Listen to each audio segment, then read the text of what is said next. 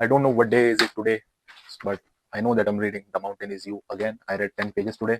Actually, I'll read 30 today because I skipped 2 days because I'm fresh and shit. So let's fucking go. Subchapter: Moving forward isn't about getting revenge. Your glow up might not be something others can see. It might not be come across as a shift on the surface. It's as simple as that. You don't need to glow up your entire body or your hair or change your beauty products to look different, to look glowed up. You need to work on your inner self to be better. When you want to change your life, so it looks different, and only that, you are still orbiting around the opinions of people who didn't love you and didn't have any intentions to. A real glow up is authentic. It is lifting off all the cover up bullshit and addressing the real problems, and it is healing. You need to address the real problems you have. Like, if you're fat, I'm fat, I need to lose that. If I'm bald, I'm bald, I need to fix that to get a surgery from Turkey or something. Right? Address the problem. If you're dumb, you're dumb. Study more. Right? That is called healing. The truth is that there is no before and after in life. Your Everything is before and everything is after. If you can see, I know what I'm talking about, but there is no before and after. I just know that nobody is looking at you the way you think they are. Nobody is thinking about you the way you wish they would. They are looking at themselves. They are thinking about themselves. You should know that the world today is so self-centered, they won't notice you. Like, if you think other people will judge you, they won't. They will not probably notice you. I mean, if you're doing something crazy like trying a new gym exercise or asking out a girl, no one will notice you, right? And the girl, if she rejects you, she won't remember it like after one day. And if if she don't reject you, if she starts talking to you, gave her your Insta, then that's good for you. But the reward is too high for the risk, right? You need to prove yourself wrong. Nobody else you have to prove wrong. We have some conceptions about ourselves on our mind that we have to prove. It is always you versus you. David Goggins said that in his book Can't Hurt Me. He said it's always you versus you. So it's a great book, by the way. Live up to your potential. Living up to your potential is, I think, goal of your life. If you think that you can do something, you probably can. Like, don't do something crazy, but are if you are a good person and you think logically clearly, then you think that you can do something, you probably can. So try it out. Chapter 6: Building a New Future, Meeting Your Highest Potential Future Self.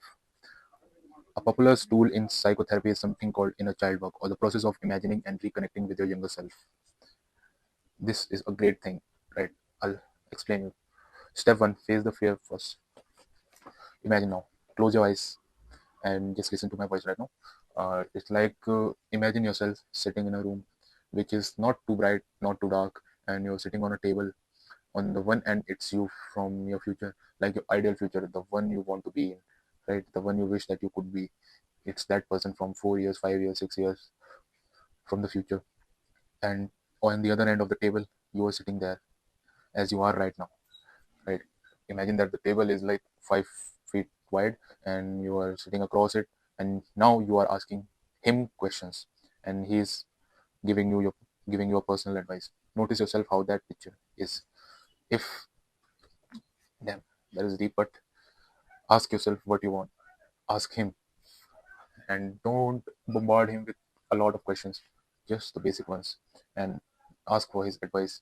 Notice him, notice how he dresses, your ideal self, how he talks, how he handles his emotions, how are his expressions, and try to live up to that. And the person you are imagining should be the highest possible version of yourself. Notice how your future self looks. You want to clearly envision the most ideal version of yourself so that you know how your life needs to grow, shift, and change. Man, also imagine that they are handing you keys for the new future you're gonna live. Right? They have a key and they gave you that you can start your new life right now by changing this and that. Right? Releasing your past into the quantum field. When something happens that scares you and then you do not ever get over that fear, you become traumatized. Trauma is believed to be an interpersonal experience we have in which we were challenged and then lacked the skill and coping mechanisms to rise to it. There are many things, or let me start again. There are many studies on trauma, and some says that it is genetic, some say it's in your genes, some say like it's like when you live with someone and they pass down their trauma to you like a personality trait, but the most common version is that it is an interpersonal experience. You will overreact to certain things, and even when a problem is solved, you will still panic. That is a mark of trauma. First, identify what caused the traumatic experience. When we have a broken leg, our fascia tightens as a natural cause so that we do not bend ourselves that way again. Similarly, when our hearts are broken, our emotion tightens so that we do not let ourselves feel again. But but but once that happens, you need to once you broke your leg and your fascia tightens so that you don't move your leg again, right? But but you will have to walk again, right? You can just stay in a wheelchair or stay on crutches forever, right? So to walk, you need to let go of the tension on your leg, from your leg, all the tension or the trauma that is right now in your leg. You have to let go of that. That is hard, but you need to do that. And if you're wondering what is that behind me, I'm recording I'm logged in for 6 hours, so I'm time lapsing it. And yeah, that's all. Your fascia tightens. Where was I? Our emotions tighten, so yeah. But you need to work on that. You can do that by trying some breathing exercises, meditation, gym, anything that helps you relieve that trauma. If the trauma is people calling you small or bullying you, you can start by going to gym, meditating, or facing your fears, facing your bullies that were in your past. You absolutely must work to take your brain and body physically out of panic slash survival mode.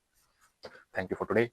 And I got a comment from a fellow brother who asked me to change the mic quality. So I just bought a mic, and I hope the quality is now is okay.